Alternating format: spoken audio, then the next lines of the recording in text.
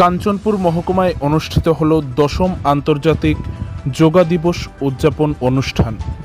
২১শে জুন শুক্রবার সকাল আনুমানিক ৬টা ৩০ মিনিট নাগাদ একটি বর্ণাঢ্য র্যালির মাধ্যমে এই অনুষ্ঠানের শুভ সূচনা করা হয়, যেখানে কাঞ্চনপুর মহকুমায় কাঞ্চনপুর স্পোর্টস হল কমপ্লেক্সের সামনে থেকে এই র্যালিটি বের হয়ে শহরের বিভিন্ন পথ পরিক্রমা করে পুনরায় কাঞ্চনপুর স্পোর্টস হল কমপ্লেক্সের সামনে এসে এটির সমাপ্তি হয়।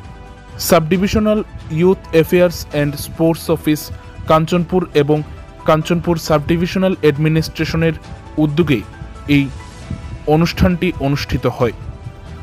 এরপর কাঞ্চনপুর স্পোর্টস কমপ্লেক্সের ভেতরে যোগা শিবির অনুষ্ঠিত হয়, যেখানে উপস্থিত ছিলেন কাঞ্চনপুরের এমডিসি শৈলেন্দ্র নাথ, মহকুমা শাসক, ক্রীড়া দপ্তরের অফিসার, মহকুমা পুলিশ আধিকারিক সহ অন্যান্যরা।